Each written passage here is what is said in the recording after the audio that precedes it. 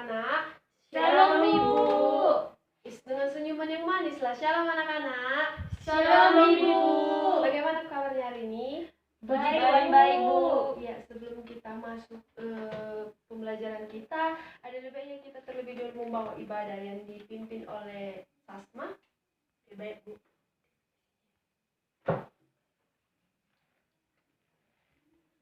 Baiklah, sebelum kita mulai pelajaran kita buka Kidung Jemaat kita, yaitu dari nomor 337.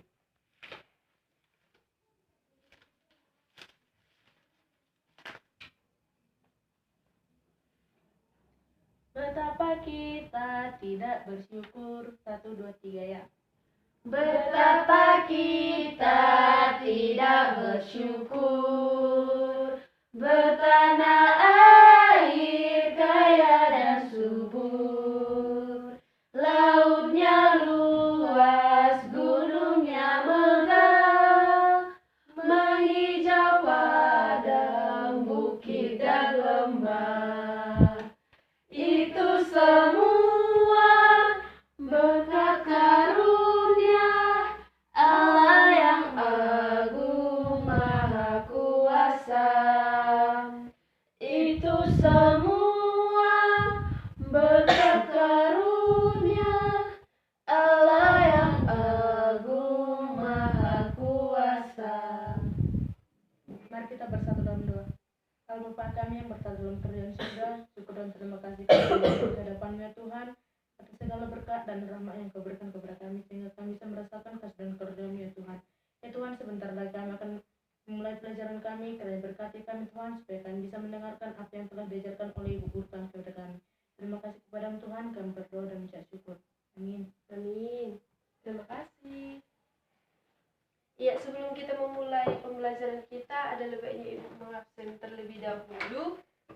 Deborah, Saya Bu, hadir. ya. Sasma, hadir Bu. Christine, Hadir Bu. ada yang tidak hadir? Putri Bu. Si Putri, Iya, kenapa Bu. dia Deborah? Nggak tahu Bu. Nggak tahu, berarti Alfa ya? Iya Bu. Iya.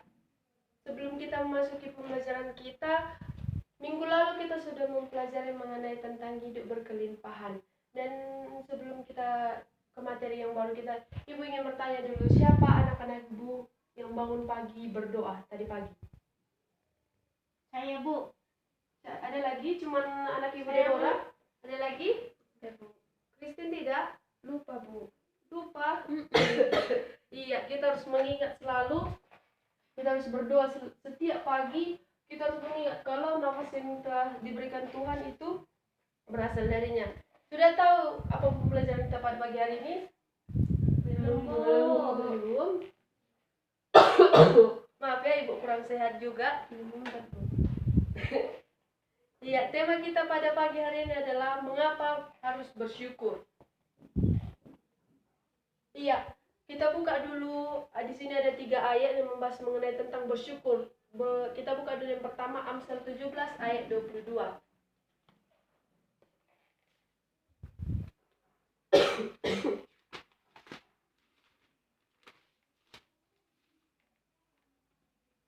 Hari mau membaca? Saya Ibu. Ya, anak Ibu Christine. Amsal 17 ayat 22, beginilah bunyinya. Hati yang gembira adalah orang yang manjur, tetapi semangatnya patah mengeringkan tulang. Iya. Buat ayat ini, ada yang sudah tahu mengenai artinya? Tidak Bu. Enggak Bu. Belum ada yang tahu? Belum Bu. Yaitu mengenai hati yang gembira adalah obat. Yaitu di mana merupakan hati ini merupakan apabila sehati memiliki hati yang gembira merupakan modal untuk kesembuhan dari segala penyakit. Sebaliknya, semangat yang patah, contohnya pas lagi ujian lah, terus kita apa? Kayak mana nih mau tugas ini susah kali ujian ini. Kayak mana kita mau menyelesaikannya kalau hati kita tidak bergembira seperti itu. Makanya di ayat ini kayak manapun kita harus memiliki hati yang gembira, suasana yang gembira. Kalau kita mau gembira mengerjakan soal-soal tersebut, pasti kita bisa menjawabnya. Dan juga jangan juga kalau orang-orang sakit tidak mesti diobati, tapi dia juga harus memiliki semangat berjuang untuk melawan penyakitnya. Dan yang kedua terdapat dalam Filipi 4 ayat 4 sampai 7. Mari kita membacanya secara bersama-sama.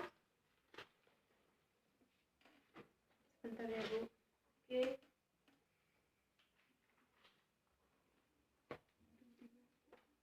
Filipi 4 ayat 4 sampai 7. Sudah? Sudah, Ibu. Ayo kita membacanya secara bersama-sama. 2, 2, 3 ayat. Bersukacitalah senantiasa dalam Tuhan. Sekali lagi kukatakan, bersukacitalah. Hendaklah kebaikan hatimu diketahui semua orang. Tuhan sudah dekat. Janganlah hendaknya kamu khawatir tentang apapun juga, tetapi nyatakanlah dalam segala hal keinginanmu kepada Allah dalam doa dan permohonan dengan ucapan syukur. Damai sejahtera Allah yang melampaui segala akal akan memelihara hati dan pikiranmu dalam Kristus Yesus. Sudah? Oke. Di sini pada ayat ini yang telah kita baca tadi terdapat dalam Filipi 4 ayat 4 sampai 7 ini terdapat ada 4 poin yang disampaikan oleh Rasul Paulus terhadap jemaat yang ada di Filipi. Yang pertama adalah bersukacitalah senantiasa di dalam Tuhan. Dan yang kedua, kebaikan hati yang sebaiknya diketahui semua orang. Dan yang ketiga, tidak perlu khawatir dalam apapun juga, dalam hal apapun itu. Dan yang keempat, menyatakan keinginan kita kepada Allah melalui doa, permohonan, serta nyanyian ucapan syukur. Artinya, perasaan sukacita tidak bisa dilepaskan dari keyakinan bahwa hidup kita dipelihara oleh Allah. Kita harus mengingat kalau hidup kita ini didampingi oleh Allah. Setiap bahkan nafas kehidupan kita yang telah diberikan oleh Allah itu merupakan berasal dari Dia. Karena itu, perasaan syukur yang kita miliki akan mengalir keluar terlihat oleh orang-orang di sekitar kita. Dan yang terakhir itu adalah 1 Tesalonika 5 ayat 18.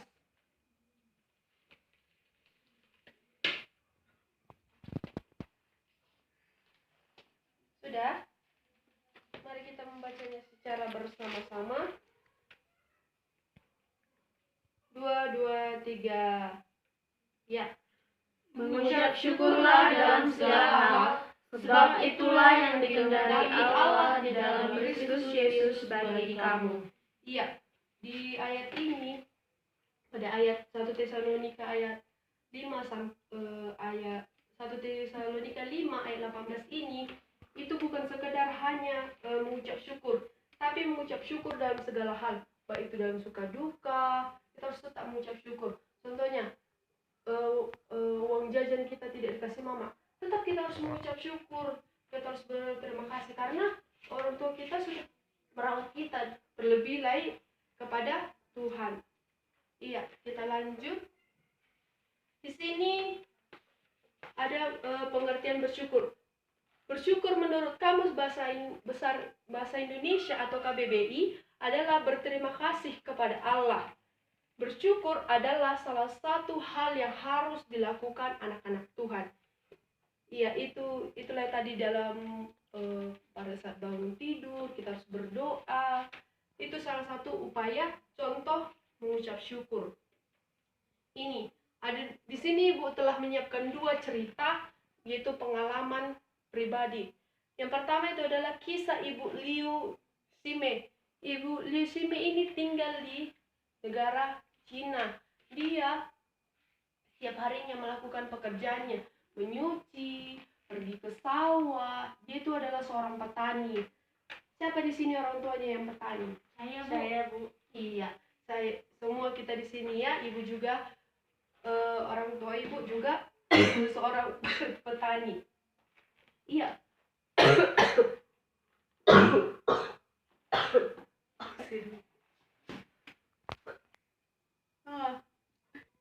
Duduk lagi nanti.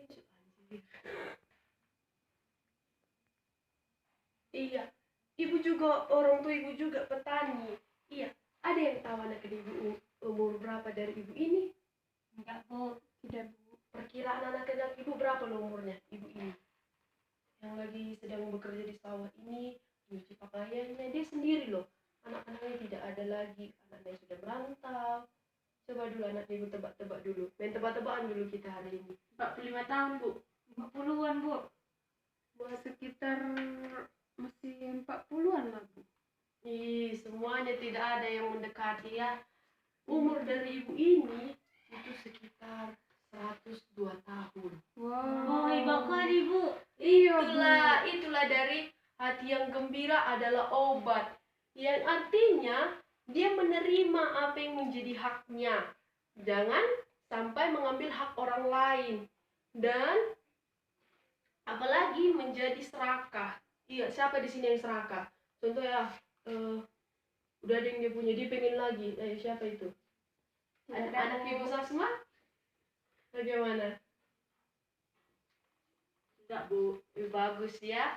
Iya, di sini ibu ini selalu bersyukur dengan apa yang dia punya. Dia mampu mengerjakan segala sesuatu dengan sendirinya, asalkan dia selalu bersuka cita, senyum. Dia juga dapat mengubah orang lain. Padahal di Indonesia umur yang paling tua itu sekitar 70-an ke atas. Kalau udah 70-an ke atas itu betul-betul udah anugerah Tuhan. Begitu dia. Dan juga dia juga semangat menjalani hari-harinya. Begitu juga dengan kita. Apabila kita ingin awet muda, terus semangat bekerja, kita harus meniru ibu-ibu ini. Istilahnya ibu ini bukan ibu-ibu lagi, tapi nenek-nenek sudah, karena berumur 102 tahun. Tapi di Cina, di negara dia seperti muda masih, karena dia sering tersenyum, bersuka cita, baik dia sedang mencangkul terus tersenyum. Beda dengan cerita yang kedua. Ayo, siapa di sini minder dengan badannya yang sekarang? Baik itu yang kulitnya hitam, tidak kurus atau kekurusan. Ayo, siapa di sini yang kurang bersyukur dengan keadaannya Tidak sekarang ada, ini? Ibu. Iya. Inilah akibatnya, karena dia terlalu memikirinya. Dia berpikir kayak gini, saya termasuk ibu kini ya, ibu pun juga kurang bersyukur dengan keadaan ibu sekarang, baik dari ujung kepala hingga ujung kaki. Tapi ketika ibu membaca cerita ini, ibu jadi terinspirasi. Ibu selalu berpikir, karena dalam cerita ini anak remaja ini memikirkan dengan pikirannya mengenai fisiknya ini, sehingga prestasinya pun berkurang, kemampuannya di bidang lain juga tidak berkembang, karena dia cuma memikirkan bagaimana badanku ini dapat berubah. Iya, menurut C.S. Lewis, seorang penulis dari Inggris, menyatakan bahwa seharusnya kita bersyukur untuk apapun yang kita alami. Bila memang itu hal yang baik, kita bersyukur untuk itu. Namun bila itu hal yang tidak baik dalam keadaan baik pun kita harus tetap bersyukur, dalam keadaan tidak baik pun tetap bersyukur. Seperti apabila orang tua kita, itulah contoh sederhananya, orang tua kita memberikan uang jajan cuma 2.000 padahal biasanya 5.000, kita harus tetap bersyukur. Kita karena cuma itu yang dimampu orang tua kita. Mungkin pada saat itu orang tua kita belum memiliki rezeki. Dan juga menurut Lewis ini, bersyukur itu mengajarkan kita harus bersabar, rendah hati, itu tidak sombong, dan tidak menaruh harapan pada dunia, melainkan kepala harta dunia, harta surgawi. Dimana kita harus berprinsip begini, tidak apa-apa di dunia ini aku tidak memiliki apa-apa, melainkan di surga kelak aku nanti memiliki segalanya. Dan aku yakin di dunia ini Tuhan akan memberikan apa yang kubutuhkan, bukan apa yang kuinginkan. Iya, Ibu akan membagikan 2 kelompok dan Ibu akan memberikan soalnya. Yang kelompok pertama itu adalah Deborah dan Christine, dan yang kelompok kedua itu adalah Sasma. Ibu akan memberikan soal, yaitu yang pertama, berikan cara-cara menyampaikan syukur kepada Allah. Dan yang kedua, coba tuliskan apa yang menjadi manfaat dari bersyukur. Sudah? Sudah, Ibu. Iya, Ibu akan memberikan waktu 10 menit untuk anak-anak Ibu.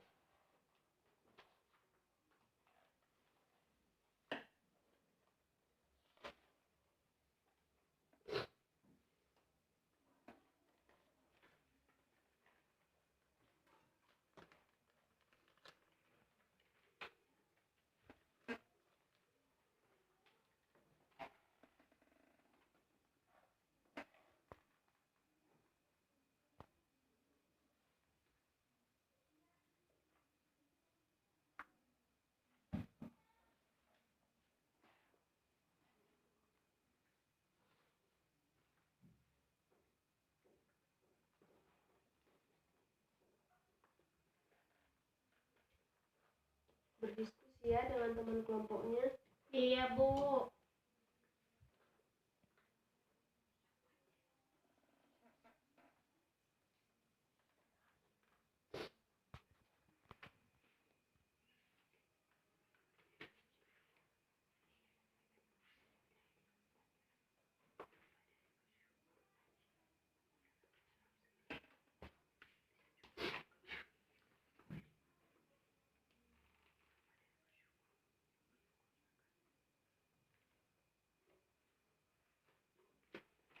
Sudah?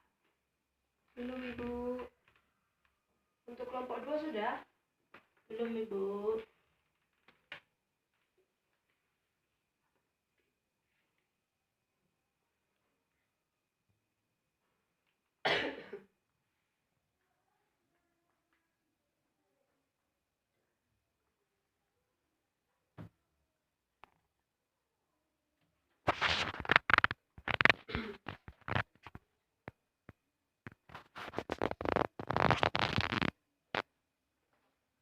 Sudah, Ibu. Sudah? Di Sudah, kelompok Bu. 2? Sudah? Sudah, Bu. Iya. Ibu panggil satu persatu ya, buat kelompok 1. Perwakilan saja maju ya. Iya, Siapa yang maju dari kelompok 1? Saya, Bu. Iya. Baik, kami dari kelompok 1 akan membacakan hasil kelompok kami. Coba dan tuliskan apa manfaat dari bersyukur. Manfaat dari mengucap syukur.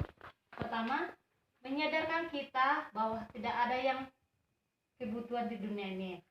Kedua, mengucap syukur membuat kita rela menerima setiap keadaan. Ketiga, mengucap syukur kan menghasilkan pengampunan terhadap orang yang menyakiti kita. Keempat, mengucap syukur adalah kesempatan kita untuk membuang energi, emosi negatif dan jiwa kita. Iya, tepuk tangan buat kelompok 1. Iya, untuk kelompok 2 bagaimana? Sudah, Bu. Baiklah, saya akan membacakan hasil kelompok saya sendiri, yaitu berikan cara-cara menyampaikan syukur kepada Tuhan. Yang pertama, menenangkan hati kita. Yang kedua, melalui pujian-pujian rohani. Yang ketiga, memberikan persembahan kepada Tuhan. Yang keempat, bersukacita, tidak bersungut-sungut. Dan yang terakhir yaitu melalui doa. Iya, tepuk tangan buat kelompok 2. Iya.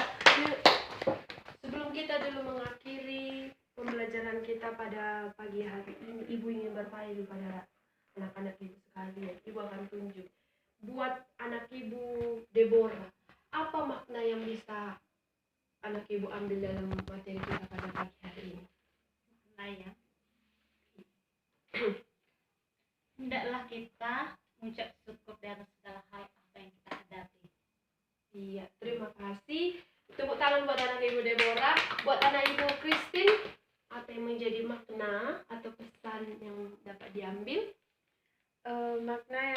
Makna pesan dan itu yaitu hati yang gembira adalah obat. Jadi setiap apapun yang kita lakukan tidak boleh bersungut-sungut, harus tetap gembira.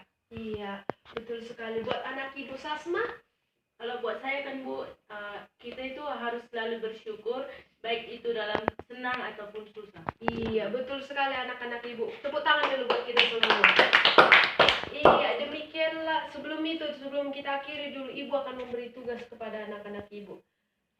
Tugasnya itu membuat sebuah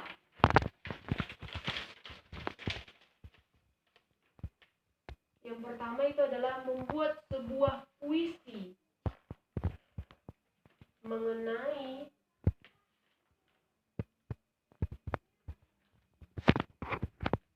ucapan syukur.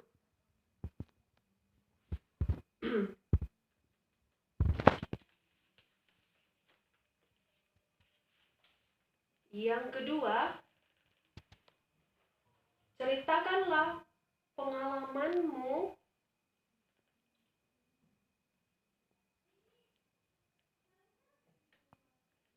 terkait materi tentang bersyukur.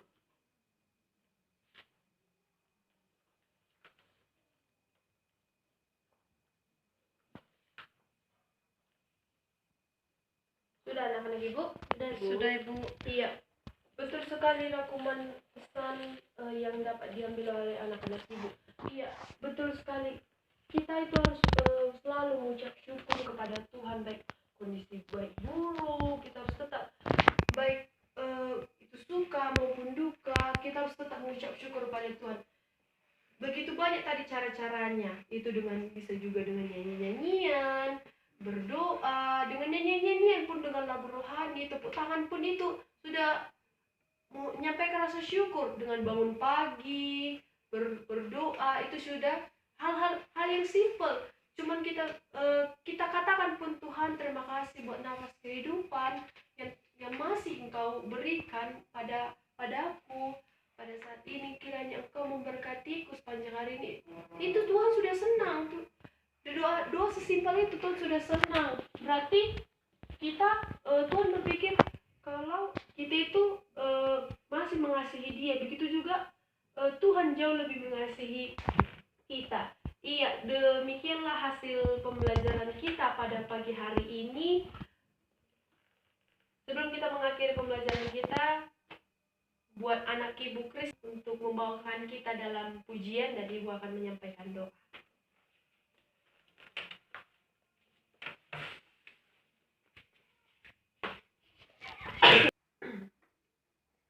Untuk menutup pertemuan kita hari ini, kita akan bernyanyi terima kasih Tuhan. 1, 2, 2 ya.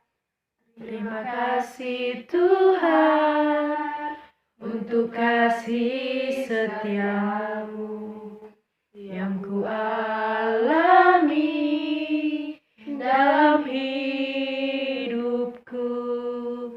Terima kasih Yesus untuk kebaikanmu sepanjang hidupku. Terima kasih Yesusku buat anugerah yang Kau beri. Sebab hari ini Tuhan adakan syukur bagimu. Mari kita bersatu di dalam doa. Allah Bapa kami yang bertata dan kami di surga, ya Tuhan, terlebih dahulu Tuhan kami mengucap syukur Tuhan atas penyertaan mulai dari awal pembelajaran kami hingga pada saat akhirnya. Kiranya Tuhan Engkau lebih lagi mengajari kami mengenai tentang arti bersyukur, dan Engkau juga mengajari kami Tuhan untuk mengingatkan selalu mengucap syukur, baik itu dalam hal bangun tidur Tuhan, baik dalam keadaan situasi apapun Tuhan. Ya Bapa, demikianlah pembelajaran kami Tuhan. Berkatilah anak didik dalam perjalanan pulang ke tempat mereka masing-masing ya Bapa. Tuntunlah mereka Bapa, sertailah mereka. Hanya di dalam anakmu kami berdoa dan mengucap syukur. Amin. Terima kasih anak Ibu. Ya, demikianlah hasil pembelajaran kita. Tugas yang telah Ibu berikan nanti dikerjakan, karena tema kita minggu depan masih mengenai hal bersyukur. Iya. Shalom. Shalom Bu.